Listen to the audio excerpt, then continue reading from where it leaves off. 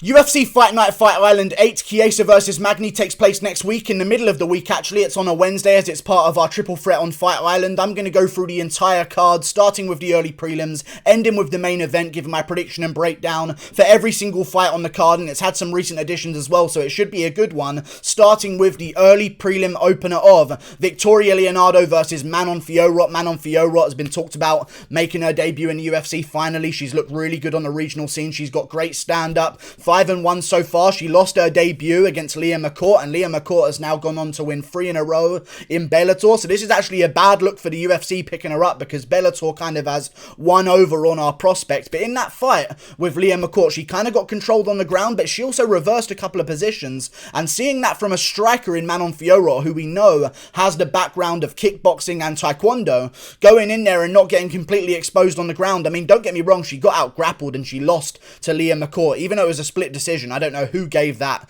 to Manon Fiorot. I watched the fight. Leah McCourt won the fight. She out grappled her the whole time. But Manon Fiorot showed some escapes, showed some get-ups in her first fight of her MMA career. Since then, she's gone on to win 5 in a row, including beating a 6-1 girl in her last bout. She looked really good there. But Victoria Leonardo last beat another prospect that was supposed to go on into UFC and do really well in Chelsea Hackett, who was 3-0, coming into the Contender Series. Dana White loved her. Everyone was talking about her.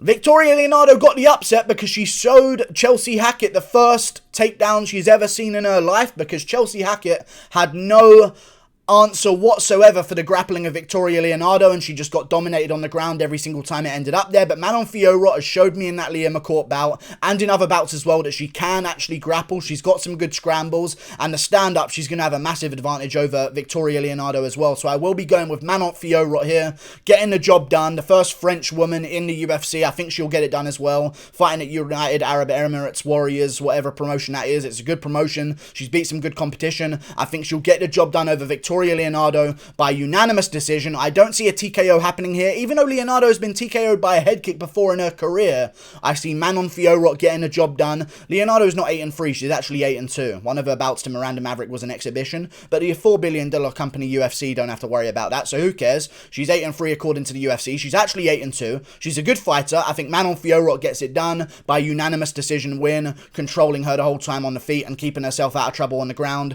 Moving on up the card to the next fight, Umar Nurmagomedov versus Sergey Morozov. This is a really good one as well.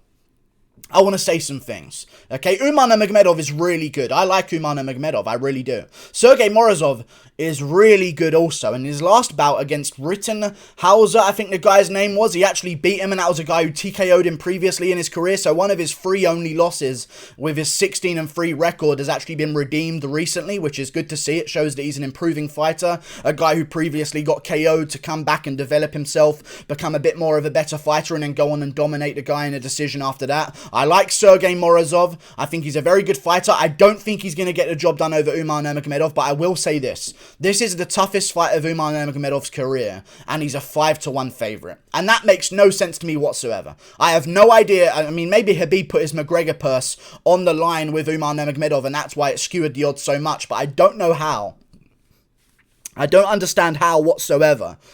Umar Nurmagomedov is 5-1 favourite against Sergey Morozov. This should be a really close odds fight, and it's really tempting me to go with Sergey Morozov purely because of the odds, but I'm not going to ignore my logic here and just go with the odds that I like. I'm definitely going to pick Umar Nurmagomedov, because often when you hear the name Nurmagomedov, you think of a ground guy who's going to go out there and use good grappling skills, but Umar Nurmagomedov has gone out there and showed that he's equally as good on the feet, and I dread to think what he's going to be like in a couple of years when he starts to put some things together. I think he's going to be a real force in that division, and he's got Sergey Morozov in his debut. I think he will get the job done. I don't see him finishing Morozov. I think this is going to be a unanimous decision. Very close fight, but Umar's going to do enough to get the win in each of the rounds. He's got a great team behind him as well. I'm going to go with Umar Nurmagomedov by 30-27. Unanimous decision win. It's going to be competitive. The 5-1 odds have almost lured me to pick Morozov. I'm not going to do it though, because I believe that Umar wins. I'm not going to be swayed by those odds that are very, very tempting. Don't get me wrong. Morozov will lose. We still don't know the arm length of Morozov because it's only a $4 billion company as well. So That's going to be something we're going to have to guess, but I've looked at 2 pictures of them, and it looks like Umar has longer arms. So he's got a reach advantage here. That's what we're going to have to base it off of, because it's only a $4 billion company. Umar Nurmagomedov gets the job done, 30-27, unanimous decision. Looking forward to seeing his debut. I love his sneaky front kick that he has. I've been watching a couple of his fights. He's got a nice little, he lulls you to sleep with some moves, then they pop out there real fast. I like the way he fights. Umar Nurmagomedov might be the future of the bantamweight division. We'll see if he can get it done against Morozov, which I believe he will, improving to 13-0. Moving on, Mike Davis versus Mason Jones, another undefeated guy, Mason Jones. After Umar Nurmagomedov, Mason Jones 10-0, the Dragon, Welshman. I'm part of ethnically Welsh. I have Welsh grandparents, so I really like Mason Jones. I'm not going to pick him because of that reason. I am going to pick him because I think this is a 50-50 fight. Mike Davis is really, really good. Okay, I know he fought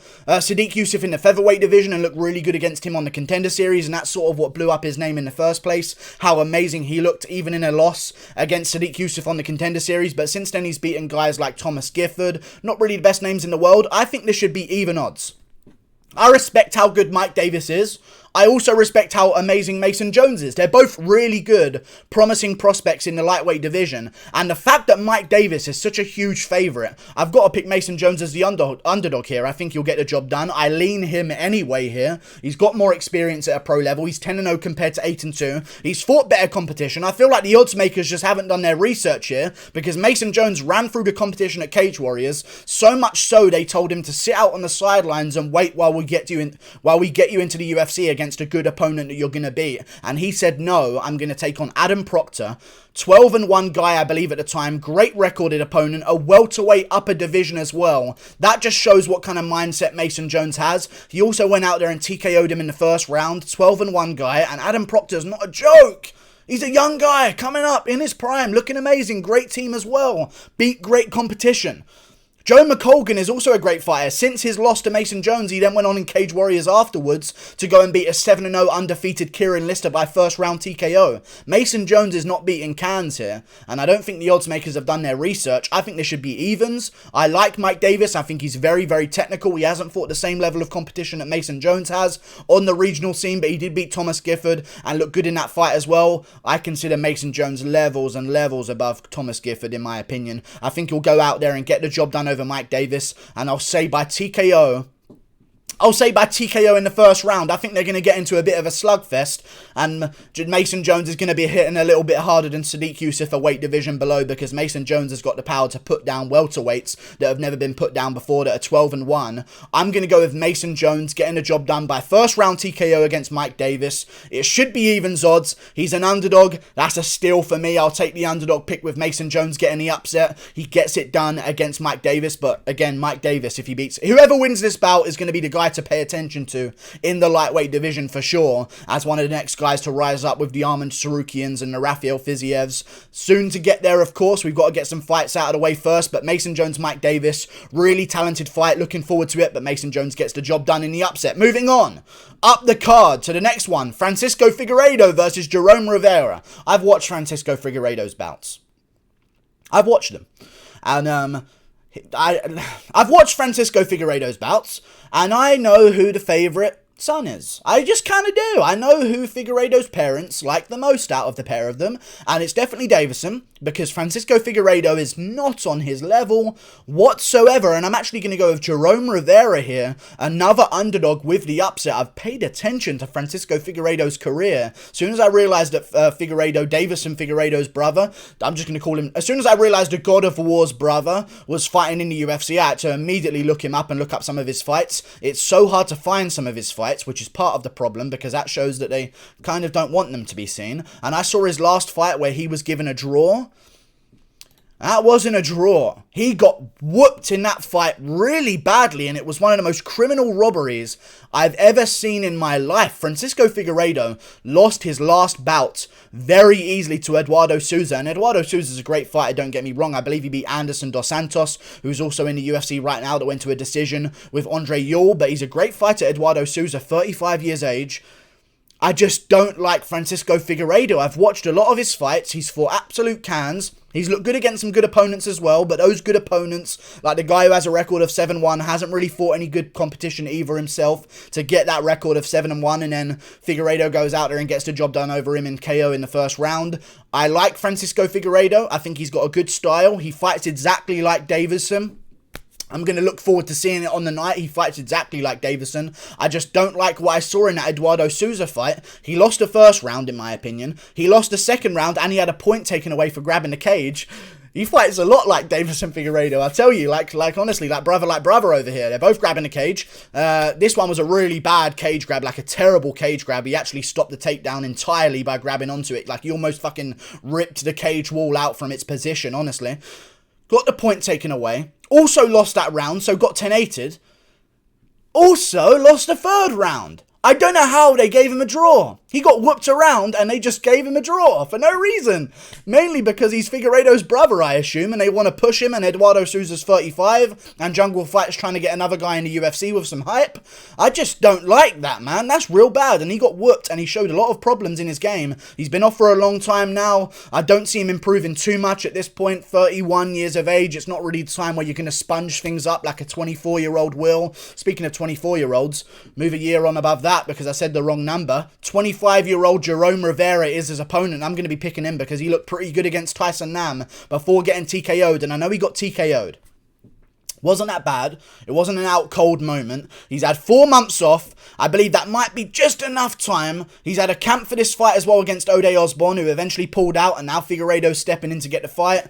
I think that Tyson Nam will, no, not Tyson Nam, sorry. I think that Jerome Rivera will get the job done because he was beating Tyson Nam in that first round. Moving around the outside, making it difficult for Tyson Nam to land the big shot. Eventually, Nam landed that big shot, but still, Jerome Rivera was a great fighter, and Tyson Nam's very technical, even though he's got a bit of a weird record. He's fought the best in the world. He's battle-tested, and Jerome Rivera won the first round, in my opinion, by outstriking him. I think I'm going to pick him to beat Francisco Figueredo. Jerome Rivera moves backwards well. He's got good takedown defense. He's got good offensive grappling as well.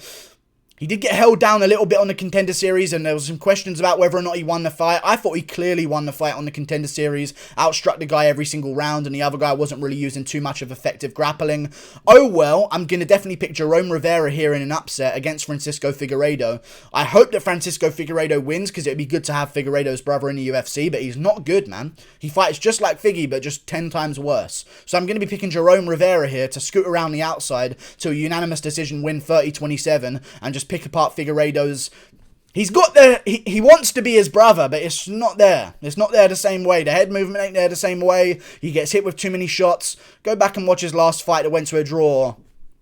He wasn't a draw, it was like a 30-26 win to the other guy, but still, and that guy's 35. I'm going to go with Jerome Rivera, getting the job done here, in an upset against Francisco Figueredo. Don't know how Figueredo's the favourite, mainly because of his surname, I imagine. Rivera gets it done, 30-27, unanimous decision. Moving on, up the card to the next fight, which is also a good one. Dalcha Lungiambula versus Marcus Perez. This is an underrated card. Marcus Perez, still in the UFC somehow. I feel like every time I see him fight, he loses or he looks terrible winning. Interesting though, Dalcha Lungiambula also coming off a loss to Magomed Ankalaev, but looked good in that bout, and Marcus Perez has a lot of wins by submission in his career. He doesn't seem too confident on the feet. Last got KO'd by Dricus du Plessis in his last fight. That wasn't too long ago either. That was only, I think, 3 months ago, and that's a middleweight right there. And Dalcha Lungiambula is your comeback opponent after being KO'd for the first time in your career in the first round by Dricus du Plessis, who didn't look too good in the first round himself. I'm going to go with Dalcha Lungiambula here, getting a KO win over Marcus Perez. Brutally, because Perez is going to try for some takedowns, I imagine. He's also quite good on the feet, but I think he'll try for some takedowns. Dalcha defended some takedowns against Ankalaev. I know he got controlled for some parts of that fight, but other than that, he stuffed, 2 out of 3 takedowns against Ankalaev. He showed great takedown defense. He's brute strong, and he's a massive middleweight coming down from light heavyweight. I think he's going to go out there and starch Marcus Perez in the first round by KO and get the job done. He also KO'd Alan Badeau, who Tom Aspinall KO'd in the first round. Dalcha also, previously, before Aspinall did, KO'd Alan Badeau in the first round, who was a heavyweight at the time. Dalcha's a monster. At middleweight, he looked great on the scales in his last bout. It worries me about him cutting weight so soon after his recent weight cut, but oh well. I think he'll get the job done over Marcus Perez either way by TKO in the first round. Lungiambula sends Perez back to Bellator, or I don't even know if he came from Bellator, but he belongs there. You know what I mean? Because he's not that good. And I'm done with the Joker makeup. Doucher wins. Moving on up the card, Su Madwergy versus Zaruk Adashev. Yeah, they're tossing Madwergy, they're tossing him a nice one. You know what I mean? They're doing a real good favour for Su Madwergy. They're trying to take over the Tibetan market, I assume here, because Su Madwergy, great fighter, good last performance against Malcolm Gordon, who wasn't the best opponent in the world. In all honesty, he didn't really seem like he showed up to fight. It was kind of like he was a deer in the headlights as soon as the fight started, but that could just be because of how powerful Su Madwergy was, and Malcolm Gordon realised that maybe he was out of his depth and just sort of took the beating as it came, and Madwergy looked really good with a first round TKO. However, this isn't the first time that we've seen a big bantamweight move down to flyweight and have this crazy, like Brandon Royval came down. He's a massive rangy guy. He did quite well in the division. I know he lost to Brandon Moreno, but he got injured, but still Brandon Royval showed it could work. Su Madwergy is a great fighter. He beat Andre Sukumtat. I don't like that he took him to a decision, even though O'Malley took Andre Sukumtat to a decision. I don't like any closeness with Sukumtat because he is absolutely fucking terrible. Su Madwergy is a great fighter though, 13-4. Had some losses in the UFC. I think he took a fight with, trying to remember the guy's name right now. I'll remember it as soon as I see it, and then I won't be credited with seeing it, but still, I know exactly who the guy is. Lewis Smolka. I'm scrolling down to just verify. It's Lewis Smolka. I've already thought of it before I've seen it. It's Lewis Smolka. Took it on short notice, got choked out. I think Su Madwergy will get the job done here against Zaruk Adashev. 3-2 guy. Why is he here? This is men's flyweight, not women's. Why is a 3-2 fighter in our division? That's a disgrace.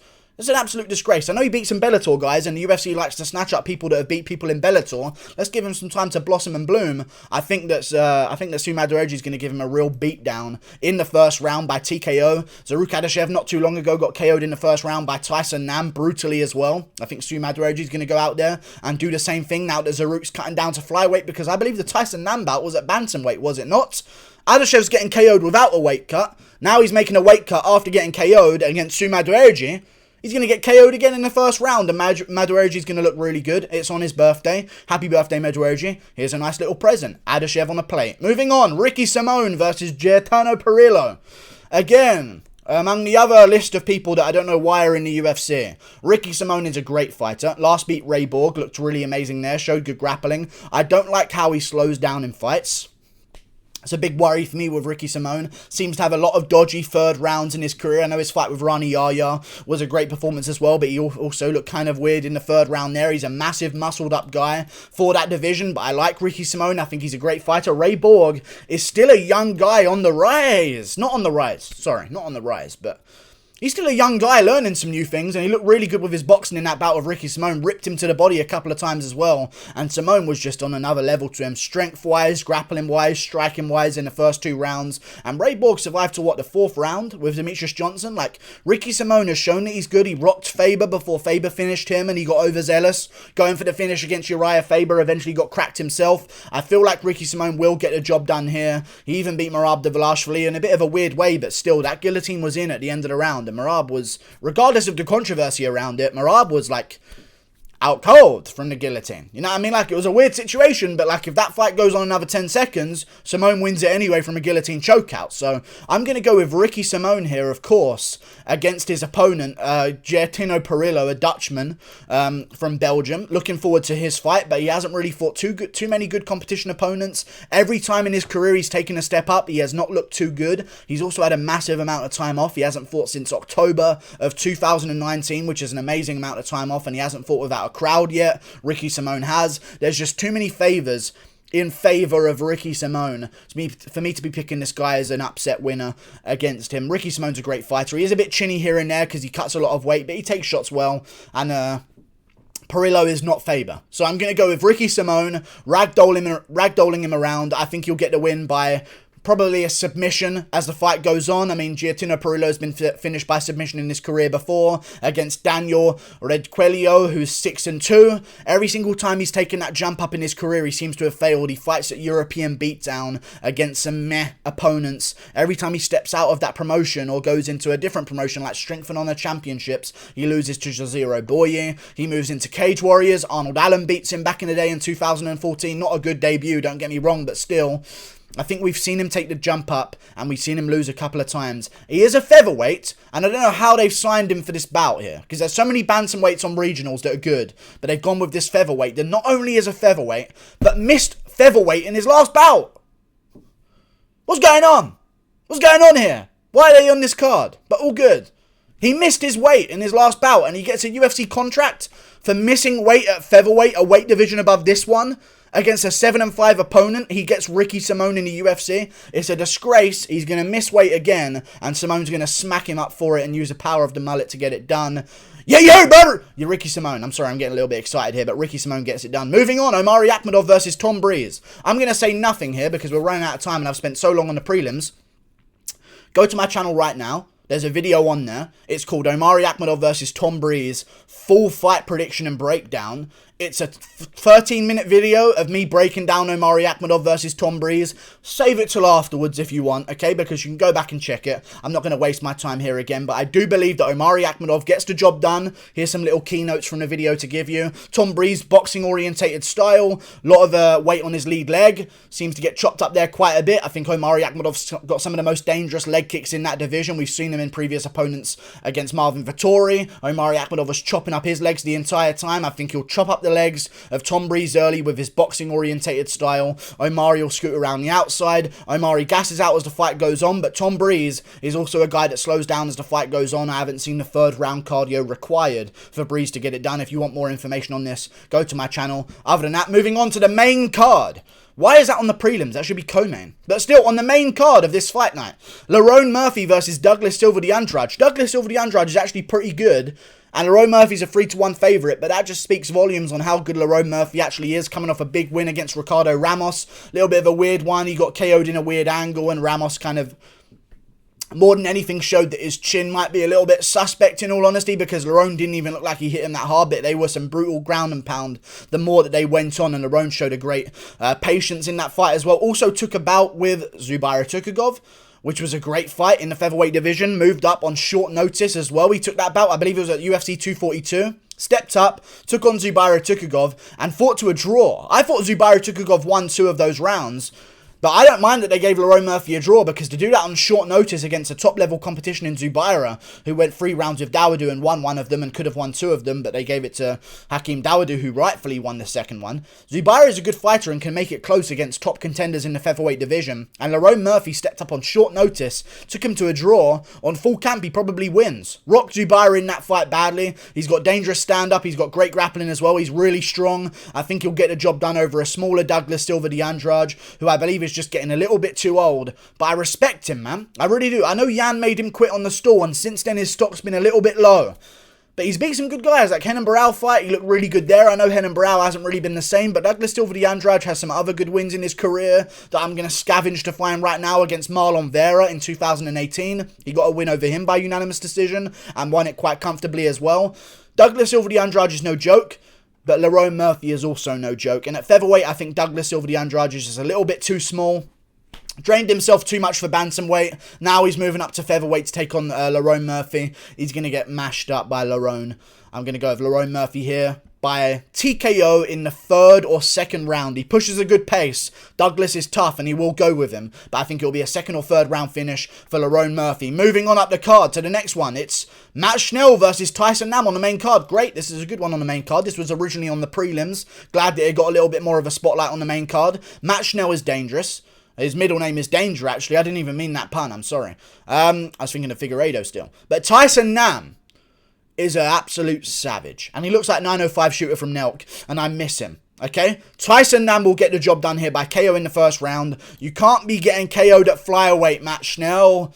Don't let it happen. Do not let it happen. You get KO'd at flyweight, these boys move too fast, and it's going to happen again real soon. He's been KO'd by Rob Font in his career. Used to fight at bantamweight, of course, but then moving down, he also lost a bout to Alejandro Pantoja by 1st round TKO. We've seen Askarov do quite well. Like, Pantoja is a really good fighter, don't get me wrong, but just seeing someone KO'd a couple of times so far, and even getting KO'd in the flyweight division, the way he got KO'd as well, brutally, basically. He's 30 years of age. He's still got a chance at a career left. And honestly, I'm hoping for Matt Schnell because he's got a bit more of a respectable record than Tyson Nam. And I think we need those sort of respectable records in our rankings rather than Nam's ones. I think I think Nam's last 2 fights speak for themselves, man. He seems to have found himself, seems to have really got a bit comfortable with his stand-up, landed 2 KOs in a row, one over Jerome Rivera, who's on this card taking on Figgy's brother, and one over Zaruk Adashev, who's also on this card. Wow, the prelims are basically the victim show of Tyson Nam. It's the victim tour of Nam. Like, it's just, how are they back in the cage while he is? That's weird how managements go, but they're turning them around real quick, I guess, after KO losses. Matt Schnell's taken a long time off after his KO loss, a whole year. I think that's going to backfire as well. A year and a month off. Coming back in there against a fast starter in Tyson Nam with a lot of power now in his hands. Seems to have got a bit more accuracy as well. I think Tyson Nam goes out there and flattens Matt Schnell in the first round. Great matchup for him. I think he gets it done. Moving on. Up the card. Roxanne Modaferry versus Vivian Aruajo. On the main card, you know.